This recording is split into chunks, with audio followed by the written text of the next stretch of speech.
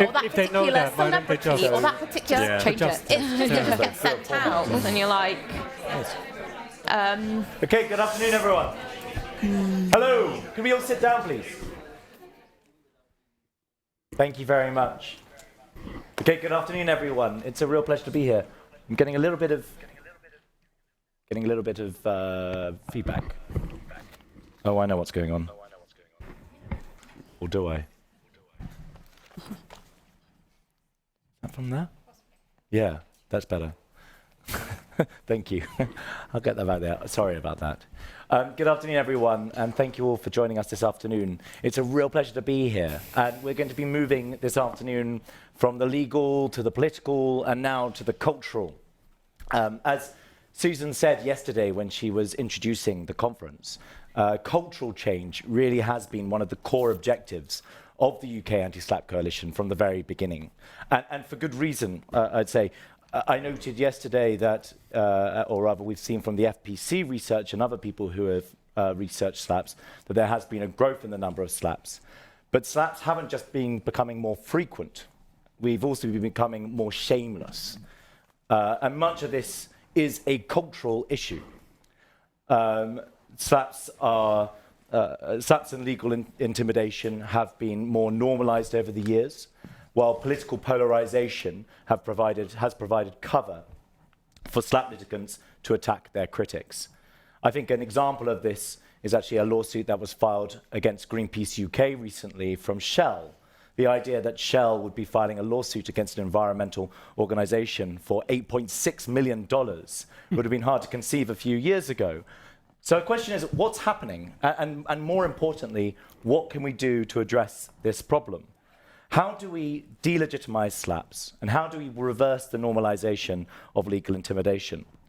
Well, we have an excellent panel here today to help us answer these questions. We have Lucy Nash here, impact producer at the Bureau for Investigative Journalism, TBIJ, which has been a key member of the UK Anti-SLAPP Coalition over the course of the last year. Peter Norlander, the director of Reporters' Shield. Sarah Taken, I'm sorry if I've pronounced that incorrectly. Probably have I? Tekin. Tekin, I'm sorry. Sarah Taken, the legal director of News Media Association, and David McNeil, the director of public affairs at the Law Society.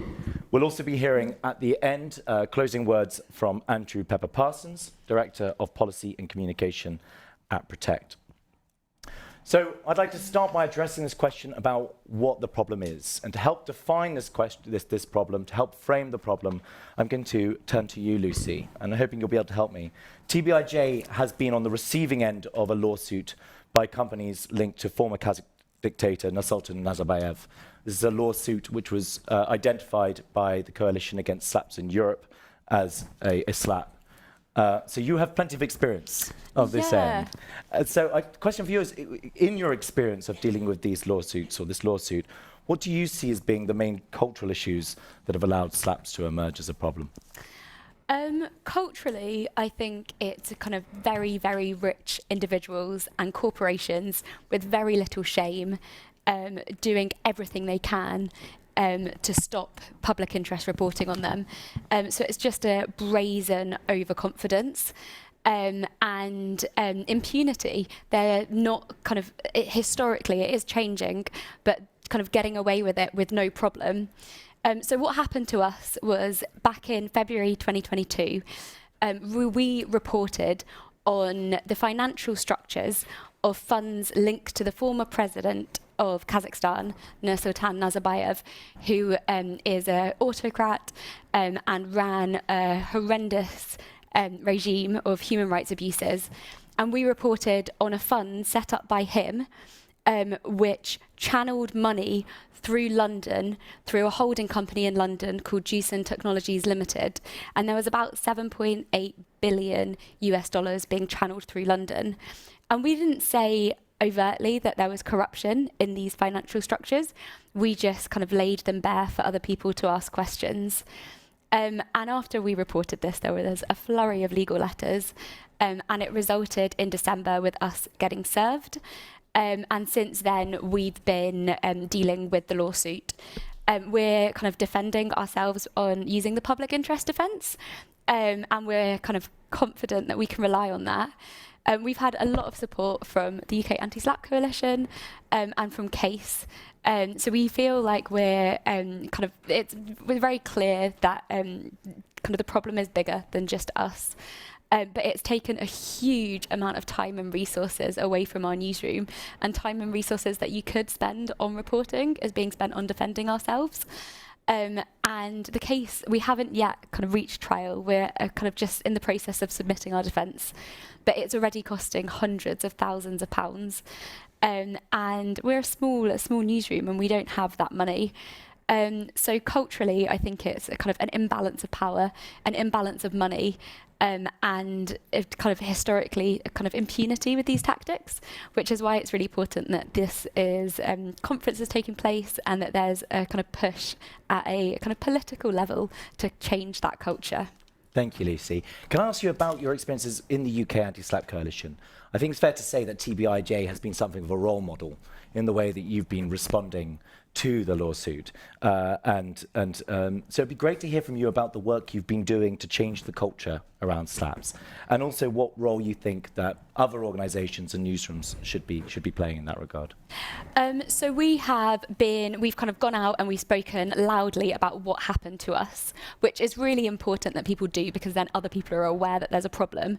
But just to kind of highlight how kind of vicious the threats are, when we've been kind of gathering our kind of information for our defence, we've also been questioned about what other kind of supportive and lobbying organisations and NGOs supporting media freedom have been saying about us, and they kind of are questioning how involved we are in other organisations. And so we're having to kind of be very, very careful about what we do and who we say what to, because we don't want to be kind of further implicated. So although we've gone out kind of loud and we've spoken about what's happened to us, we're still kind of, there are implications for doing that on us, which we've had to navigate quite carefully. And when you're navigating this, kind of the burden on disclosure is so massive. It's kind of, you are asked to kind of about certain emails that you sent kind of a year ago, and why you kind of what you did and who you sent it to, and what exactly you said and what your intention was. And it's utterly terrifying. You don't want to be kind of the loose link in the chain, and you don't want to be the reason that the case fails. So there's a kind of, as a newsroom, there's a big burden, and on kind of each and every individual, it's really kind of problematic and quite scary. Not only have been reporting on it, but we're also reporting on our court case as it goes through the courts. So we had kind of one of our hearings. We are in the process, and we will be reporting on it, but it's a corporation, it's a holding company, it's a kind of one that does not trade for profit, a holding company, which is suing us. And as many people know who know libel law, is a company needs to prove loss of profit. And seeing as they don't trade for profit, they're having to be I'm trying to be careful about what I say and how I say it, but they're being quite creative, in my personal opinion, of their kind of what constitutes the kind of loss of profit. And we've kind of written a piece about this, and even reporting about it, you're getting legal letters directed at me asking why you're saying what you're saying. And we do plan on publishing kind of more details about this in the future. So you have to be, kind of every step of the way, you have to be so unbelievably careful about what you do, what you say, who you're kind of talking to, and why you're saying what you say. And in terms of the amount of this is costing, you've had some success with crowdfunding? Yeah, so we launched a crowdfunding campaign about kind of just over a year ago, and we did this in unison with Open Democracy, because they published a very similar story to us. And it was in kind of the first week we'd raised about £10,000, and by the time we closed the crowdfunder, we'd raised 40k, which is so positive and uplifting. And you realise that there are lots of people out there who care about public interest investigative journalism, which is a real kind of light at the end of the tunnel to know that you have supporters, and there are people who understand the difficulties and understand how hard the landscape is to get information which is in the public interest out into the public domain. So that was really encouraging. Thank you so much, Lucy. Peter, this point about funding does keep coming up. We've heard a lot about difficulties when people are having to try and address that imbalance of power. Could you tell us a little bit about how Reporters Shield is working to address the problem, and also about how, in your opinion, what sort of cultural change is needed to make that work? Yeah. I wouldn't so much focus on cultural change, actually, but what I would say it's about... So Reporters Shield is about solidarity, essentially. It's a mutual defence fund that allows for financial solidarity between, in particular, investigative media outlets, backed up by philanthropy. So what it's about is when one of your peers gets sued, of course you stand, in solidarity with them, and you may issue statements, and we sit here in rooms and conferences today, and we say that we're in solidarity with one another. But what's missing from that is the financial piece. And so what Reporters Shield is going to do is, it's a membership organization. You join, hopefully, a number of organizations will join, because the more organizations that join a mutual fund, the stronger that fund is going to be. And as a benefit of your membership, you get your legal fees paid for, not just when you're in court, but also when you need to respond to legal threats. Plus, it will pay for a degree of pre-publication legal advice as well. So it works to try to prevent or somehow, decrease the chances of getting sued through the pre-pub. It works to respond to threats, and that's all of that, pre-litigation action, which everybody talks about, is really the mass of the iceberg of SLAPPs that's out there.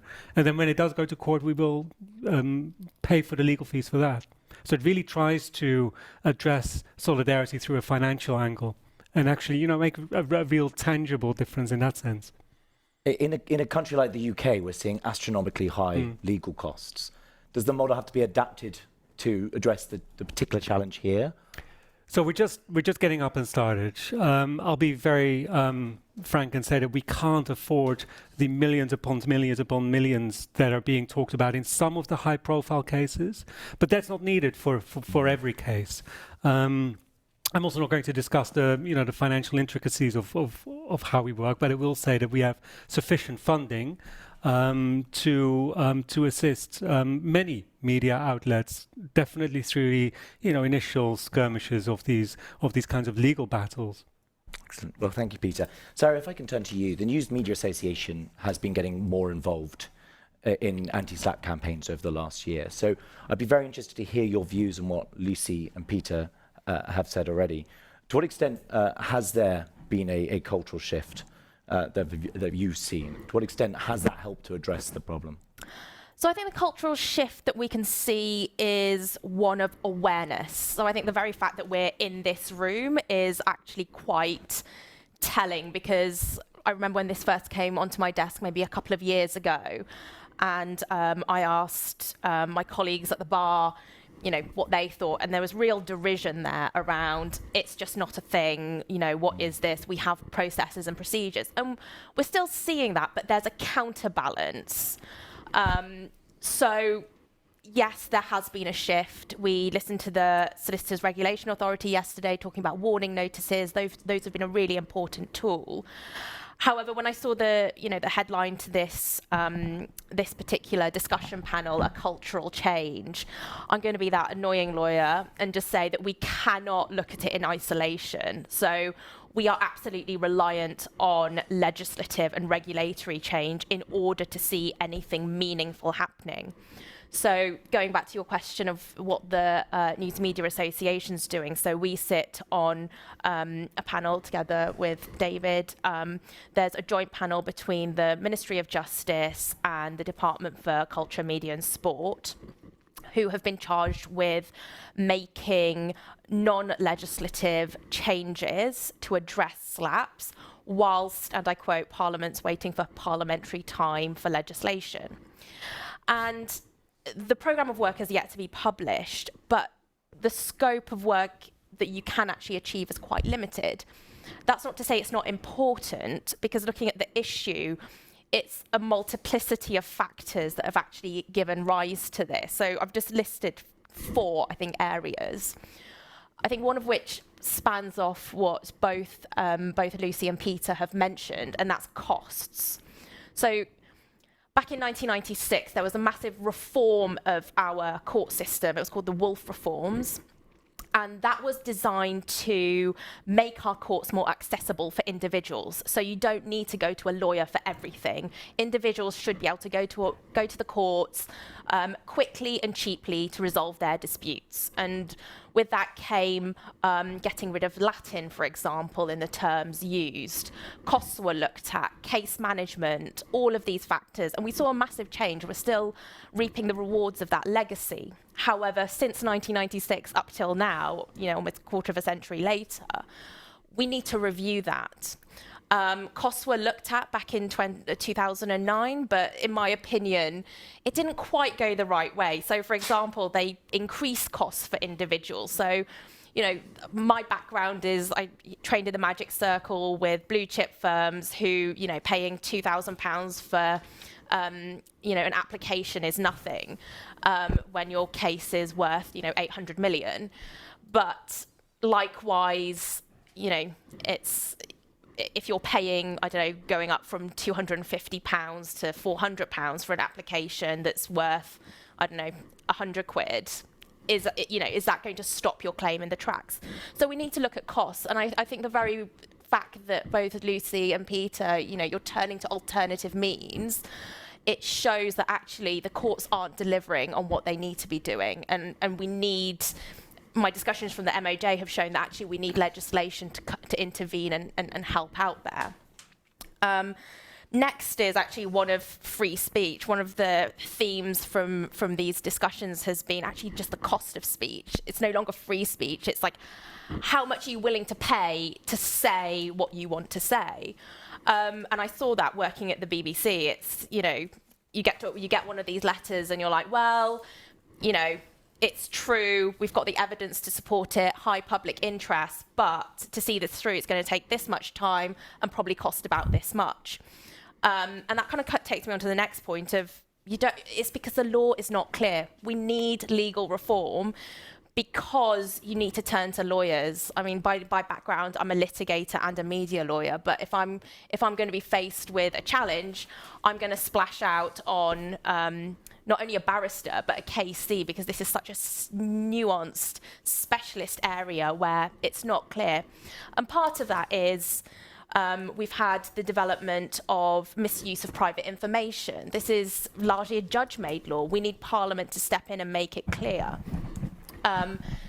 If I'm putting myself in the shoes of a claimant lawyer, I'm actually going to mix things up. I probably won't bring, a defamation claim where, reputation is being damaged, because the legal lines have been blurred between privacy and reputation, and you can actually protect reputation better via misuse of private information law. So that also plays into the cost. So we need clarity there.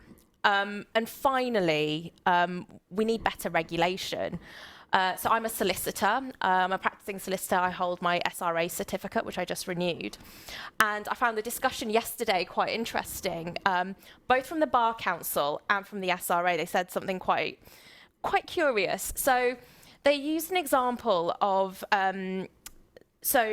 I think they discussed serious wrongdoing as something that warrants action, but actually if it's simply misconduct's fine, that's not actionable. And examples they gave of misconduct were mislabeling. So in the last talk we talked about misusing labels of confidentiality, private and confidential, without prejudice. As a lawyer, you're trained to know what those mean. Clients come to you to understand what those mean. So you can't just put them willy-nilly on headings. But what the SRA and the Bar Council, both of them said, was that that's misconduct, but we won't take action unless it's serious. So it begs the question of what is serious? And I actually think the Legal Services Board put it well. It's for whatever the law says at the moment. If we want to see a cultural change in a non-legislative way, as Lucy said, it is currently without impunity. So we need penalties. We need those who are facilitating it to be held to a higher standard. And it is those regulators that are setting the standard. And if mislabeling isn't actionable, I mean, that's just the sort of tip of the iceberg. So this is all an excellent segue to bring in David. But before I do, I just have to say, given the difficulty you describe, looking beyond regulators, what do you think needs to be, well, professional associations such as David's and the legal profession itself, what should they be doing to promoting the need for promoting cultural change? I think some accountability. I think calling people out. But again, if there's no ramifications there, it makes it very difficult. What standard are you holding them to? Yeah. And personally, having been on the other side of litigation, there is also, I mean, speaking of, cultural norms, culturally, it's actually quite difficult to do that because you're considering a number of factors as a solicitor. You're on the clock is going, you're charging your client. Is it in your client's best interest to actually spending some of that time calling the other side out on their conduct, or is it better to focus on the arguments? Then you have the culture of the courts. The barristers don't really want to call out, improper correspondence because actually, again, you want to focus on the issues. So it's multi-level. It's really interesting. Thank you, Sarah. And David, I've got to turn to you then. What is your response to that? Do you see there being a problem in the way that Sarah and others have described? I've got to. I was just listening to Sarah and I was agreeing with everything you were saying. I have to say I find it very puzzling that the SRA would talk about low-level misconduct. I think that it's only low-level if it has a low impact, and I think so. I think misconduct that has a serious negative impact on justice on clients, for me, seems to be not to be low-level. It seems to actually have it's a straightforward legal concept, thin skull, isn't it? Really, which is actually the injury might not be great in some circumstances, but it is for some people. Mm-hmm. So I find that a rather puzzling concept and not something. We're not the regulator anymore. We've had it taken away from us because we're not viewed as being sufficiently independent. I'm kind of a bit worried about that now. I think there's something about what Sarah was talking about the cultural change. I mean, I've sort of spoken about this. Some of me heard. So the key thing you want is when a client comes in the door and says, "I want to crush somebody. I don't want a legal remedy. I want to chill, silence, throw everything at them." As a solicitor, you've got every right to say, "No, I don't want to take that case," or "I'm not going to take that case on that basis." But that's a cultural change, and you do find lots of solicitors do that. Lots of solicitors turn down lots of cases. We're seeing this and lots of types of clients or clients asking to do certain things. We see that particularly in climate change issues now, and we see it in other areas. And that can happen, and big firms, matrix circle firms, have whole teams that do business acceptance and do a whole series of due diligence, which include, do we fancy doing this case at all? So that is a simple measure, and actually we would like reputation firms to be thinking in that way as well. I think going to back up what Sarah was talking about, and I'm going to talk about a completely different area of law. 30 years ago in divorce law, family law, particularly at the high end, basically you would both sides would instruct their lawyers, their solicitors, they would find the red line and they would fight over each other's red line till everyone was exhausted, broke, the children had already grown up and everybody was left bitter. It was a terrible way of conducting a divorce. Now no family lawyer would say, go straight to court. Forget mediation, forget anything else. They'll try and resolve things in other ways. Now that wasn't just a cultural change, it is now a cultural change, but actually it was backed up by changes in law, changes in process, and changes in the whole way in which family disputed divorces took place. And it's made for a better world. It doesn't mean that every divorce is good, and there are some terrible abuses, largely now through litigants in person and where domestic violence and coercive control are involved. But it's a much, much better circumstance. And that has been a work of a generation, but it has actually been the result of changes in law, changes in policy, and changes in the way in which the courts work. and also changes in the expectation. The courts actually will not even consider a case unless it's been properly gone through a pre-action protocol and some form of alternative dispute resolution. And I think that we can see that as being hopeful in cases like this, but it doesn't require legislation. It does require changes in process. And it does require an approach which is actually about consistently trying to do things differently in a way which is better. So I do think that what Sarah said is quite right. You can't, cultures change, but actually cultures change faster and more substantially in law if actually the law changes and if procedure changes. So I do think that's worthwhile doing. I think there is. I quite like the point you made about brazenness and shamelessness.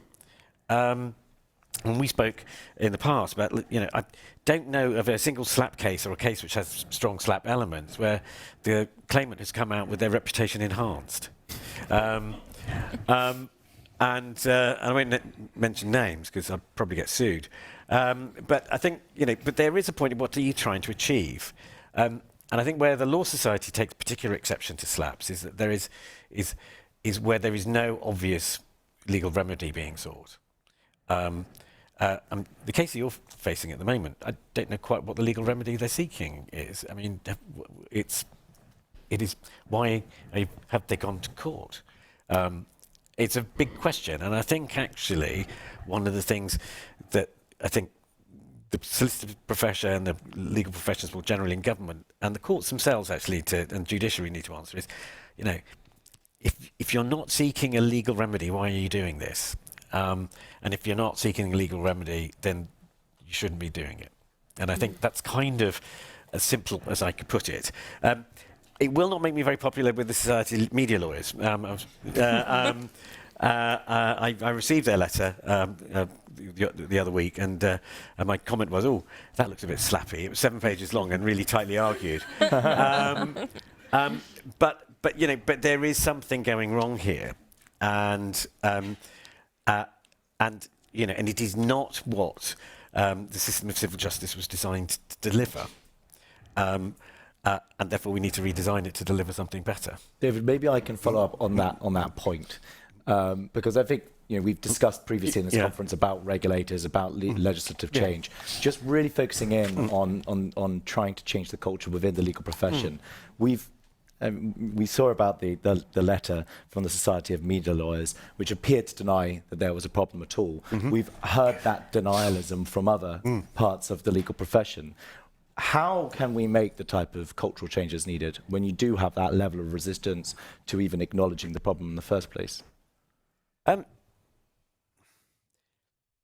Well, I think it's incumbent on fusty 200-year-old organisations like mine to say, actually, there is a problem.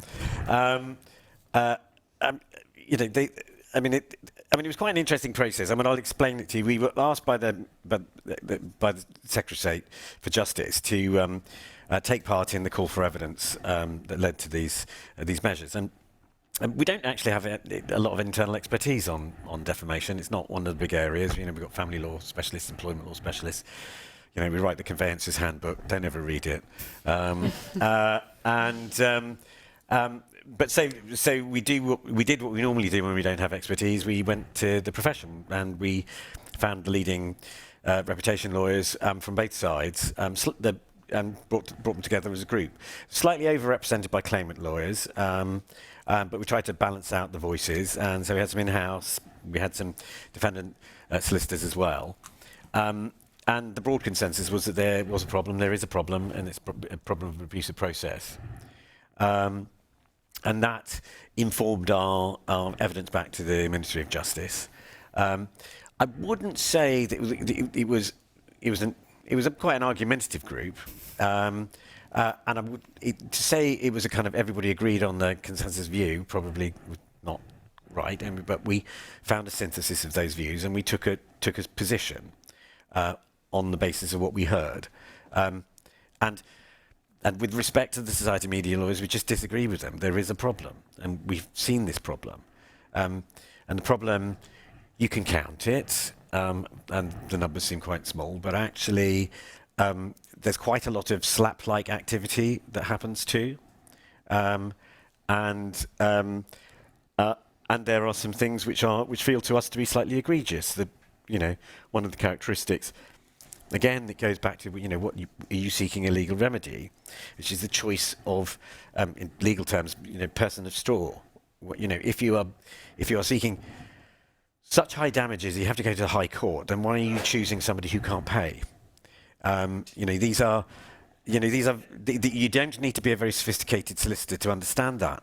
So there is a problem, and I think that there is, I think there's some recognition from government, there's some recognition from professional bodies, and I think for a profession, so the bar sometimes, I'm about to say hide behind, but I don't mean it that way. The bar that has the great joy of having the cab rank rule, and they can claim that actually they're in the cab rank and they don't really have much choice in who they accept and who they don't. Solicitors do. They have an absolute right to refuse almost all clients.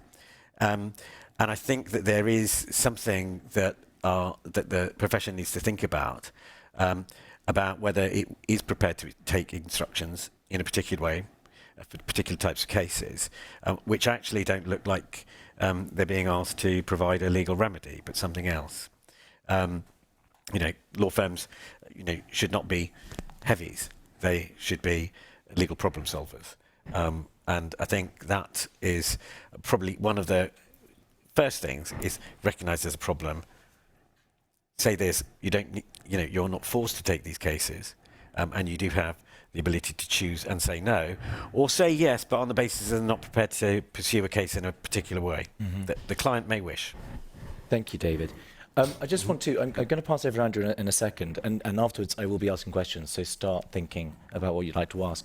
But first of all, I'd just like to pick up on one point you made, because I think it'd be interesting to hear the views of others on the panel about it. When you were talking about how SLAPPs often end in disgrace, in shame, because it creates a public backlash. I think that's an important point. SLAPPs can be understood in part as being a breakdown of strategy. It's a failure of legal intimidation to have worked. They can also represent, it represents an assessment that the benefits of shutting down speech outweigh the costs to reputation that might come from pursuing that type of aggressive strategy, which I think maybe highlights the need for the type of naming and shaming and the type of public campaigning, Lucy, that TBIJ has been working on. And I mean, Sarah, I don't know if you have any thoughts, or of course, any points you might have about that. Do you see this as being an important part of the of this process for cultural change? And if so, how do we go about doing it? So I massively think, of course, it's really important to highlight the issue and change the ecosystem that way. Although we're doing I'm looking at the moment on at all the stories, or as many stories that I can find that haven't been told. And I think what's really shocking in those instances is when you look at SLAPPs being effective at effectively silencing people, it just completely goes under the radar.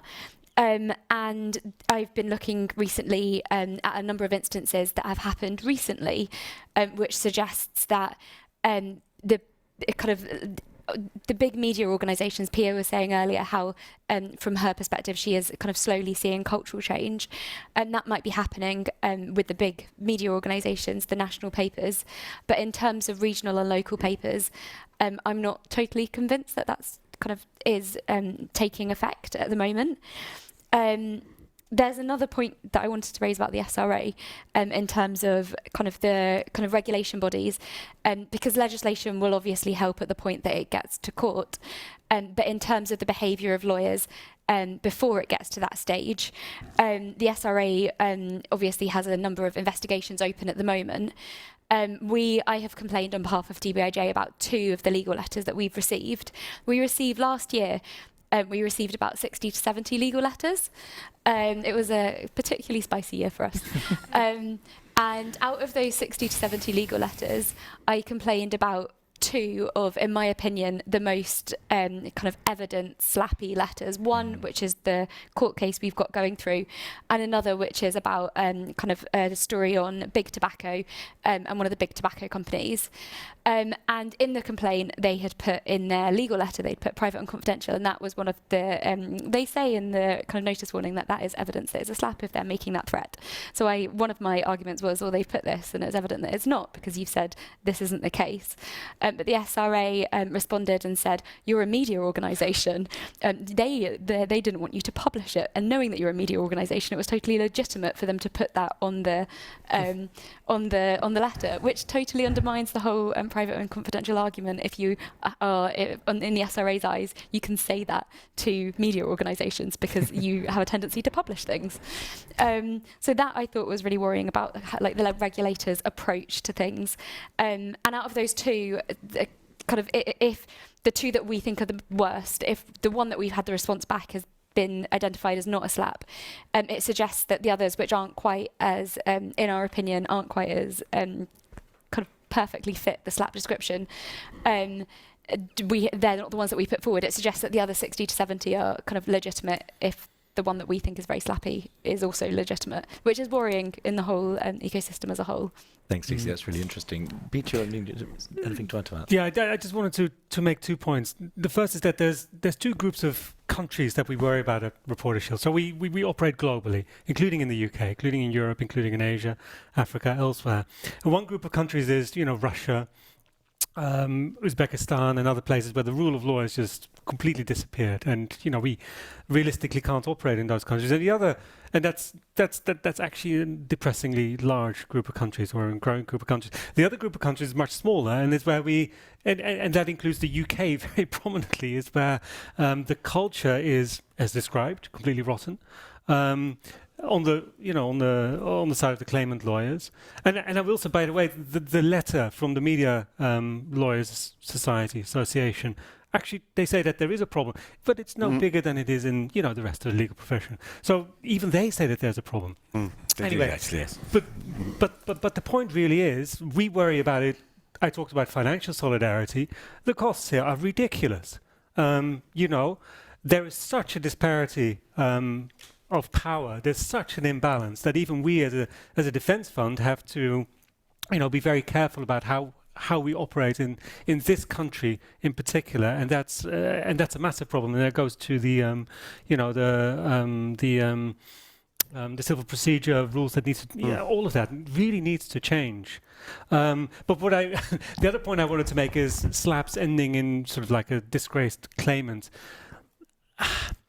The problem with SLAPPs is that the majority of them end with a small media organization or a freelance journalist just caving in and not being able to defend themselves, and the story doesn't get published or the story gets taken down, and that's I'm really concerned about that, and that's where we try to work. That's really interesting. Thank you, Peter. Sarah, Lucy was talking about the need to make a noise and creating that backlash and the work they've been doing, looking to the newsrooms. And to media organisations. Yeah. What responsibility is there to be able to do that and to amplify some of the messaging of the defendants in that way?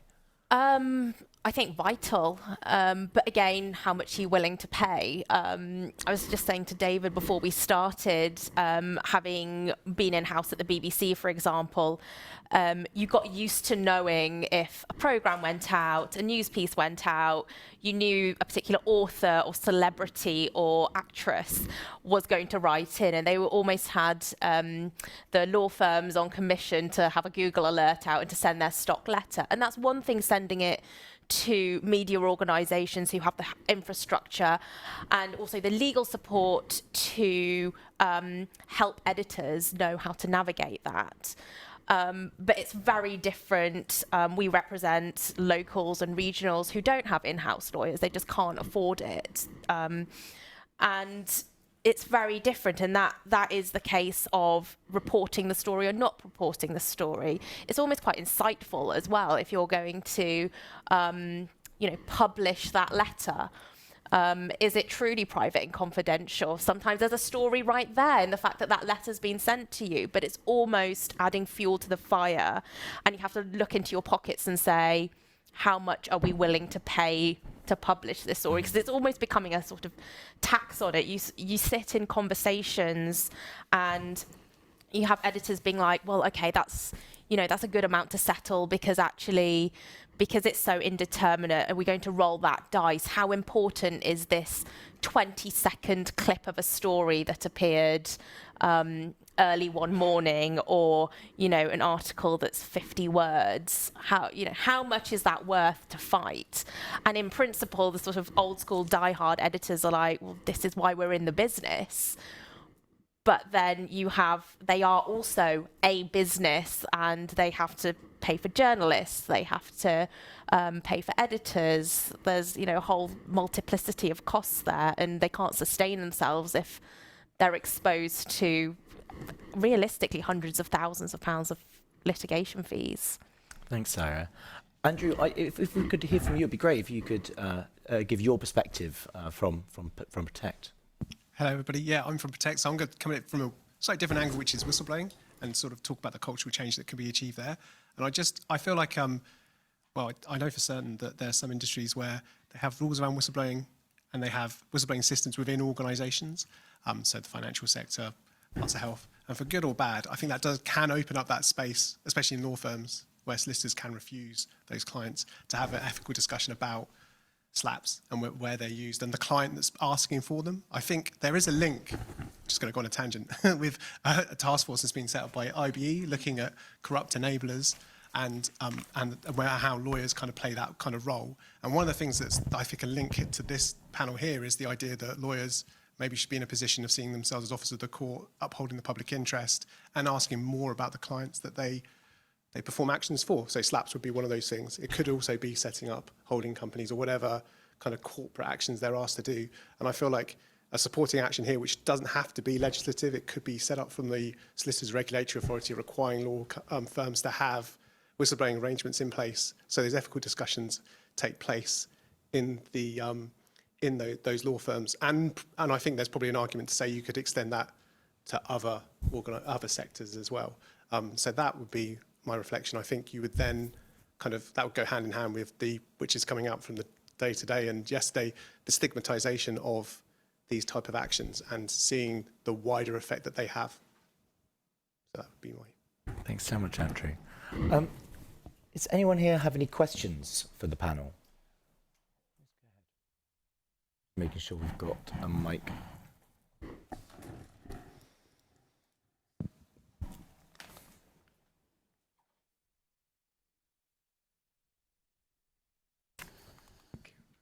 Thank you. It's something of an observation, really. I'm talking from a practice and academic background, but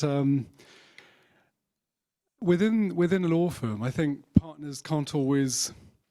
They're quite good at delusion sometimes, and it's quite interesting that in many big law firms, partners have billing targets of millions of pounds, and I think it's important to remember that maybe only one partner in a huge law firm could be privy to the real inside strategy behind a particular SLAPP, and may not even be fully aware of the entire strategy.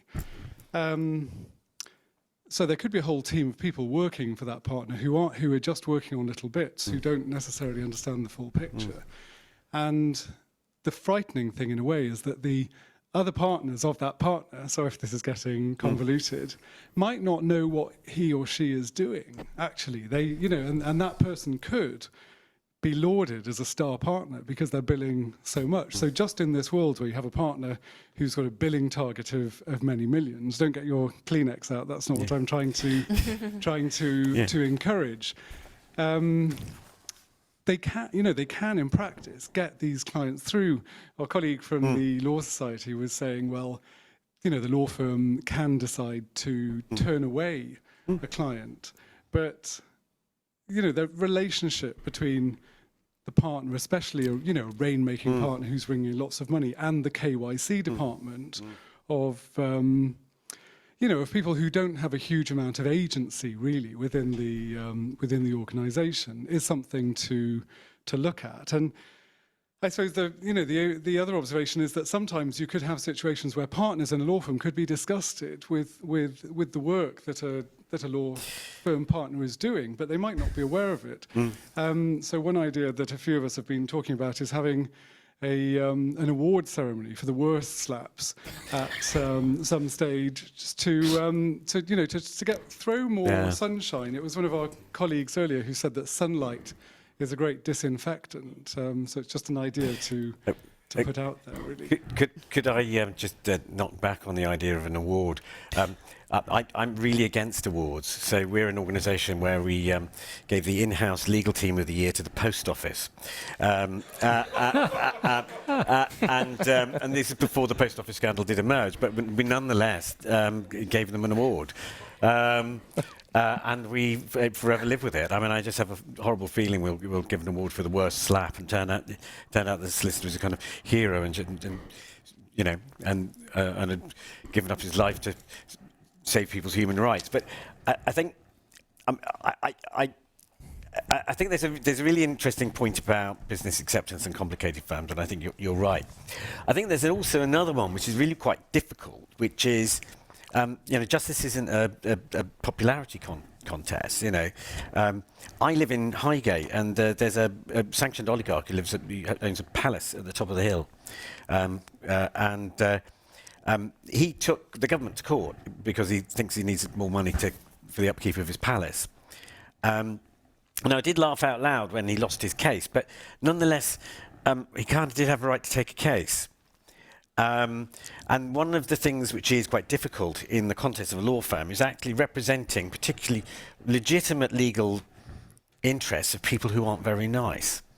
And this is quite worrying. This is like, it's not a popularity contest. If you are advising, talking about Shell, suing Greenpeace. Shell is a big business which has employees and all sorts of legal needs. If you are one of the firms that represent Shell, this is a really good client. You will want to keep them, but you don't need to say yes to everything the client wants you to do. But there is that pressure there, and I think that is something that does need to be recognised. You did mention something which is a really important point, and there was just Sarah's point, not mine really, which is that some people are doing slaps, even though it makes them unpopular, it costs them a load of money and they get nowhere, just simply because they like the crushing, chilling effect of it. That's a public policy issue. That's legislative. That's for Parliament. That's something so bad that people will be prepared to, go through a court system which does not give them, what they want, but they don't mind because actually what they want is something else. That's a major issue. I don't think any professional body, any regulator or anything can do very much about that, because it's simply, if you've got enough money, you can do it, and you're not even looking to win. So that's a really challenging point. It goes back to Sarah's point, where sometimes you just need to change the law, and just to make sure, and how you might deal with that is an interesting one. But I take your point. I mean, there's some slaps that actually, I'm not even going to mention it, apparently isn't a slap according to the judge, but it kind of looks like one to almost everybody. In fact, actually, there was about 4 law firms involved in that case, and actually one of the firms that is mentioned and gets quite a lot of bad publicity, it wasn't even them, it was the firm they took over, and it was a tiny piece of the case. And sometimes it's very, very hard. But firms do have choices, and they have choices in sometimes in representing unpopular, unattractive clients, but they don't always need to do everything that the client wants, and particularly if there isn't really a case to be won. I'd have to come in here too, because I'd be amiss if I were not to tell you and announce to the world, I don't know if I'm announcing it, that the 2024 European Slap Contest is going ahead in February. And to answer David's point, if you were nominated, and lots of people have been nominated over the years, redemption is still possible. So Roman Redemption is Abramovich, possible. if you're watching, all is not lost. And yes, this is why we do believe in the awards. But yes, do check that, www.the-case.eu for more details. Does anyone have any other questions? Oh, yes, over here. Thank you. We all know the sort of big firms that are sort of associated with SLAPPs. Many of them are on that letter. But we are also seeing a lot of smaller firms start in on this sort of strategy, this sort of approach. I mean, I've been working with a number of people being targeted by SLAPPs who the law firm had no background in reputation. They work in bankruptcy or property or other aspects of law. I mean, one of them's actually launched a reputation team while suing other people. They've, I guess, suddenly discovered they've got a taste for it. But this also shows that we can't just, this culture change needs to be sort of industry-wide, and it can't be seen as this sort of lucrative opening for firms that are either small but looking to grow or have a client who they want to hold on to. And how can we address those as well as the big firms? Because I think there's a missing leap sometimes. Could I come back on this? I think it's a really important one. I think that I think one of the I mean, I do have, you know, a degree of understanding for the Society of Media Lawyers. I mean, you know, they've been in this business for years. They do defamation. Defamation exists. You know, egregious breaches of privacy exist. 10 years ago, nobody had heard of SLAPPs, but they had heard of terrible, shocking abuses by media companies against individuals. And in some senses, there are other firms, and I won't name them because I think actually one of them is currently on the SRA's list. But there's a firm that specialises in looking after as a kind of one-stop shop for international multi-billionaires. They'll do everything for you. They'll charter your yacht, buy your house in Holland Park, your chateau in France, negotiate your citizenship with Portugal or wherever it might be, and deal with the employment issues with your servants across the world. They were responsible for one of the most extraordinary SLAPPs of a warlord who everybody knew was a warlord, who claimed he wasn't a warlord and was threatening people with defamation action if they said he was a warlord, even though 6 months later he was on the telly saying he was a warlord. But it's this firm, and this firm is actually, with Law Society, we think we kind of know most firms. We didn't know them, and we hadn't heard of them.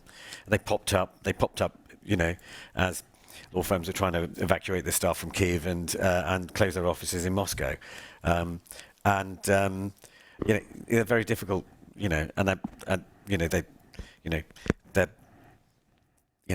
they don't come to Law Society dinners. They're not involved in symposiums on professional ethics, and that's a regulatory response. And I kind of going to put my hands up, say that sometimes we just don't know that there's some in our industry who are, who will find a market niche, and that market niche can be awful. There's some similarities with SLAPPs. So, you might all go, ooh, money laundering, but actually, money laundering as a thing has been squeezed out of the big commercial firms in the city. And our real risk area within the profession is actually in the high street now. And that's usually because people are being a bit ignorant and they don't know what they're looking at. Much money laundering is converting into sort of residential and local commercial premises. That's kind of where the risk profile is. And I think with all areas of abuse, we just need to make sure we don't squeeze it from some and only find it pop up in others. I think that is a good point, and actually that's quite a difficult regulatory response. It's quite a difficult response for a profession. The one thing which is I think a limit on that is actually they don't have scale, and the smaller firms also need their invoices paid. I'm guessing there's probably a correlation between some of these people and late payment. But again, it's a point well made, and we are seeing it in things like money laundering, where actually the risk is shifting into entirely different part of the profession. It's an interesting question, actually, to bring to the others on the panel, because we want to avoid this becoming too tribal. you know, if the emphasis is only on sanctions, then that is the risk that people start mobilizing into camps, and we have seen that in the US, the movement there. So, I mean, how do you avoid that? How are we, as well as rightly putting an emphasis on sanctions and disciplinary action, how are we able also to constructively engage those who, as David said, have built a business model around it?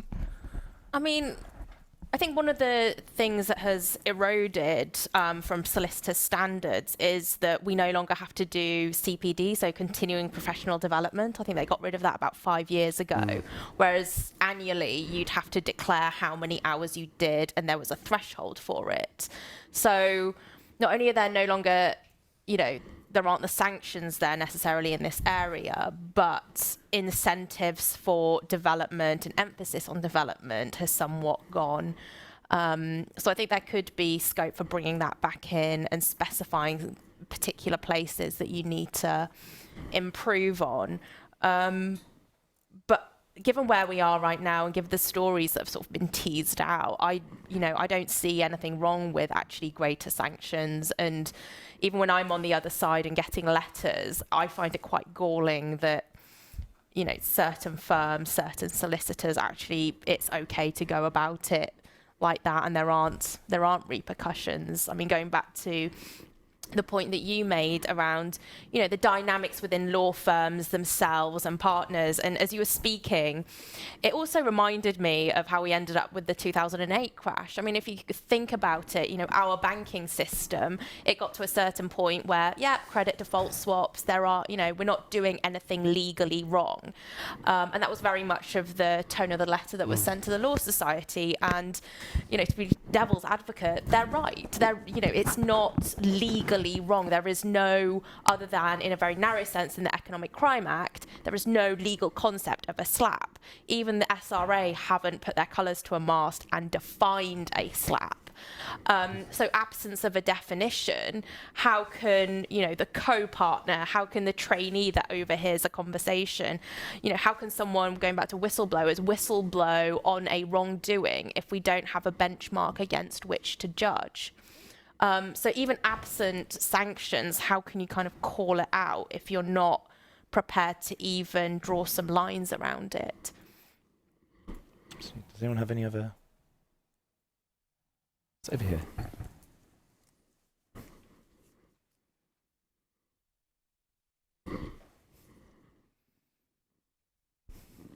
It's a very simple question.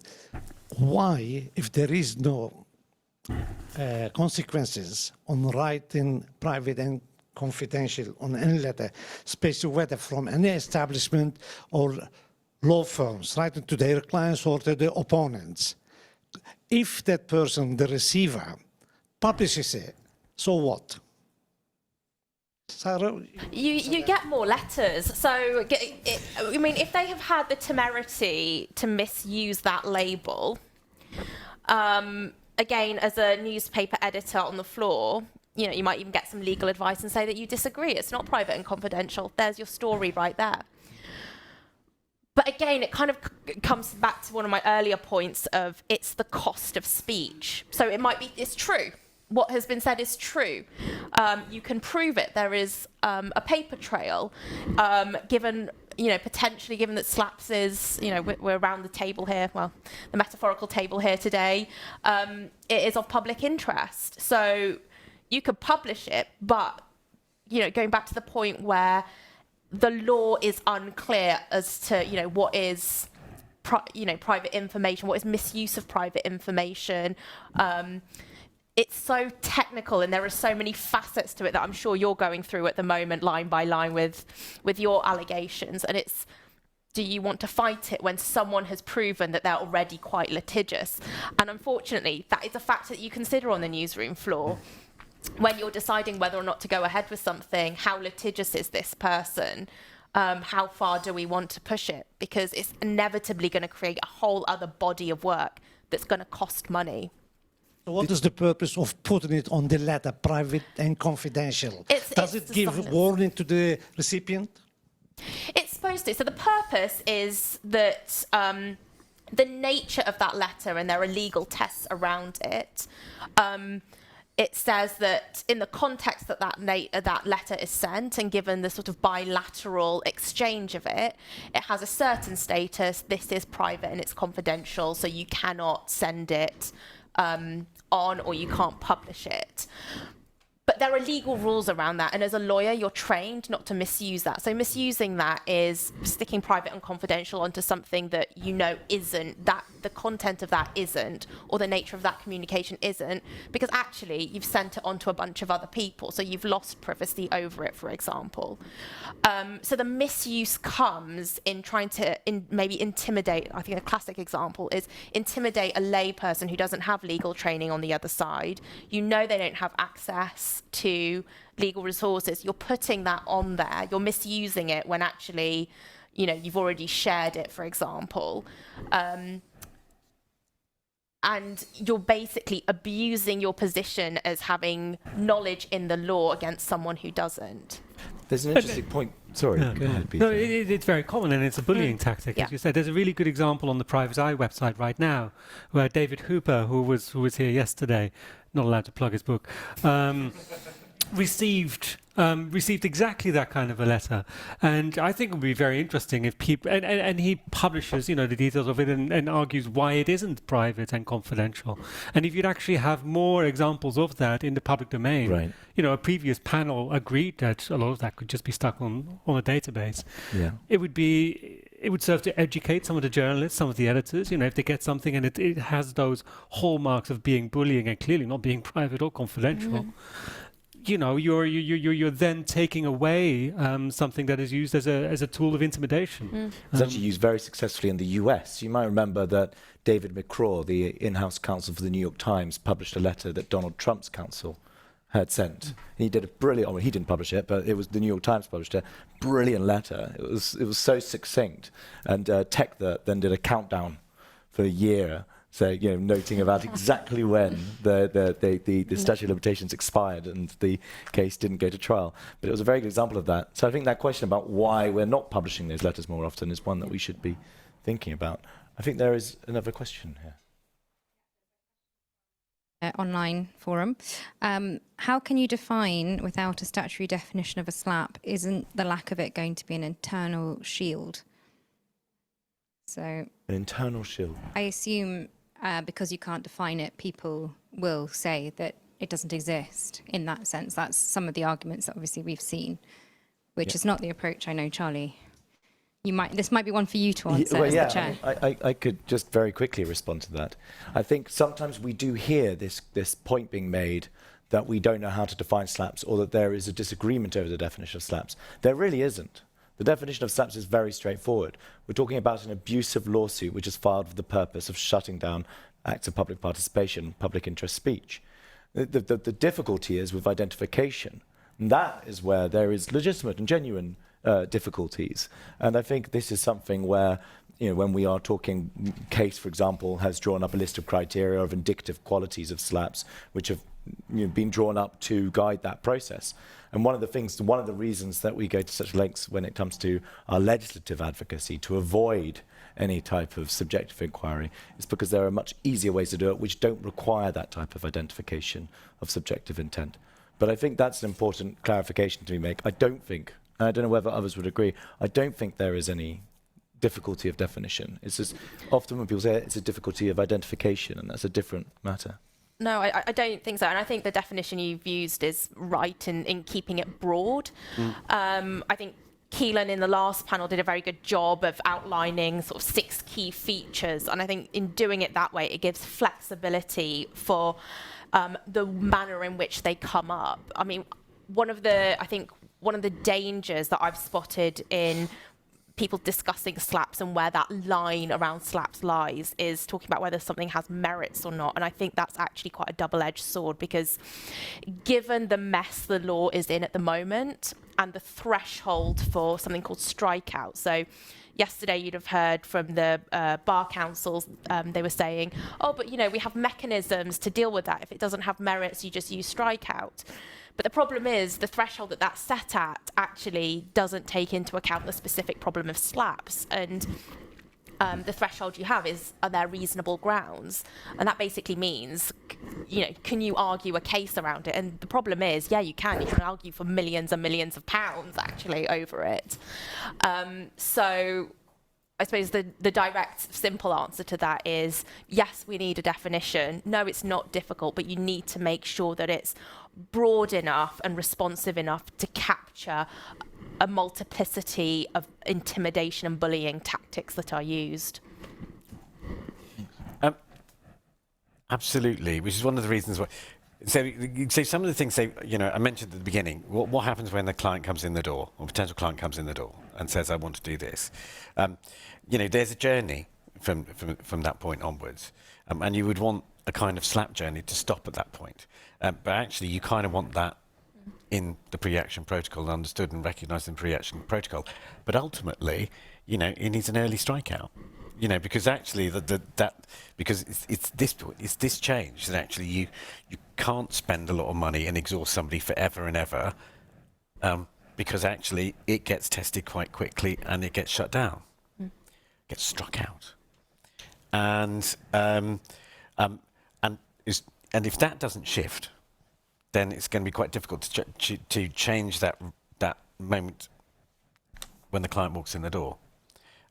Because then that is entirely a personal ethical choice of a solicitor, which will have all of those features you say about firms and pre-existing clients and who's in the know and fee earning and does it sound plausible at that point in time, and actually this is why it kind of sort of comes down to what action government will take. I think what is interesting about the points being made here is how clearly we obviously need to be addressing all of these areas at once: legislative change, regulatory reform, also cultural change. I think what that shows, and sometimes you do hear those people who are responsible for legislative reform saying, what is really needed is cultural change. And then you'll get those who are responsible for, perhaps if I may, David, being influential in terms of shifting cultural change, then saying, what is really needed is regulatory reform. Really, I think we all have responsibility in our own areas, in our own communities, to promote the change which is needed. Yeah, I think so, and and call it out, and recognise that there's a problem, and and push for it. We're now pushing the government to legislate properly. We want them. I have to say, I'm not that optimistic about the task force, because I think it's talking about non-legislative means. I think that we need legislation, and we have an opportunity with the Economic Crime Act to actually see how that might work in practice in relation to the court rules. It could be really, really good. So I mean, but there's all this stuff. I'm going to say something which is a bit optimistic. So there was a cultural change. I'm very old, and it's my second time at the Law Society. When I was there, I was very young, and it was the tail end of the AIDS crisis, and the first professional body, fusty, really traditional, quite male-dominated at the time, that called for gay marriage was outside of Stonewall was the Law Society. And it is because what members of the profession saw, particularly in probate cases and disputed probate cases, the aftermath with lots of the partners of gay men who had died from AIDS and their completely absent families came back and took the house. It caused such an outrage and such a sense of injustice amongst the profession that actually we ended up being the first traditional established body for calling for gay marriage as a result. So change can come just simply by the experience of injustice. And I think there's quite a lot of solicitors who represent defendants who kind of feel that strongly right now. Thank you, David. We need to hear more about that injustice, evidently. Do we have more online? No, it's just me and my own question. Just zooming out a little bit from just law firms, but we've heard from quite a number of people that have been subject to SLAPPs that they've also suffered other forms of harassment. I mean, Tom Burgess talked about being surveilled, and we know that quite a few people have spoken about how they've been subject to smear campaigns. So I just wondered if the panel, and maybe particularly David, could speak a little bit about how law firms, do you have concerns about how law firms are working with third parties, whether they're PR companies or private investigation companies, and is there a view about how those relationships should be regulated, how those industries should be regulated, particularly when it's tied up with ongoing litigation?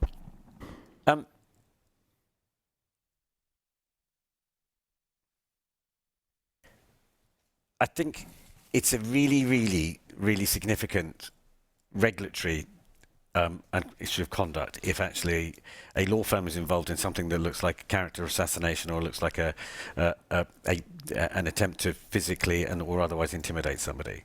The use of private investigation is you know, and third-party investigators of one form or another is pretty typical in the law. It's actually not necessarily dodgy. You know, if you're a solicitor representing a tenant which has a black mold problem, you may well send somebody into the house to you know, do an investigation into the black mold as an independent person. So I think that, you know, so what may sound like terribly awful is it may actually be just simply a matter of evidence gathering. But I think things like surveillance, I think that, you know, intrusive stuff, I mean, it is, and it's an irony, isn't it, really, that but no firm should be involved in something which is abusive in that way. No firm should be effectively breaching, you know, GDPR, data protection in one form or another. It's, you know, it's unlawful. If it's unlawful, it's unlawful. And if you're a solicitor that's doing it, you shouldn't be practicing. Thanks, David. Lucy? Yeah, just coming in on the private investigators point. Yeah. We did an investigation that we published earlier on in the year about the hacking industry. This is moving kind of away slightly from SLAPPs, but into kind of the other services that law firms offers. And we found out all about kind of law firms instructing private investigators who went on to instruct hackers, often in India.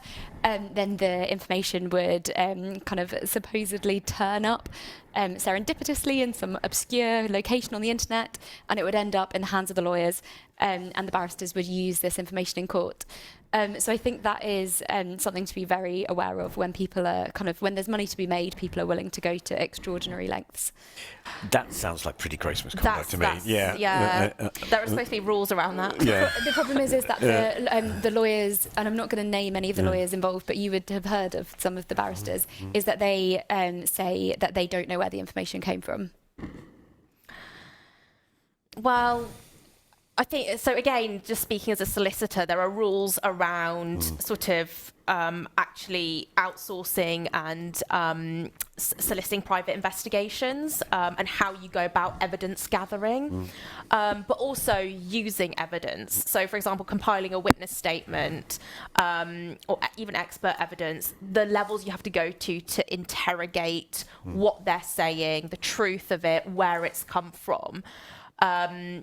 And actually, if the SRA doesn't have anything to say about the use of that evidence, or even indeed the Bar Council, I you know, that shows maybe another example of their rules or enforcement not working. Because again, you get, you know, we are a regulated industry, and actually there are specific codes on that in itself. Yet it happens. Yeah, and yet it happens.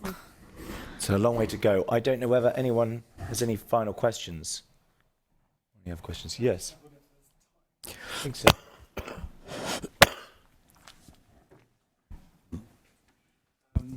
So it was great to hear about the Reporter's Shield.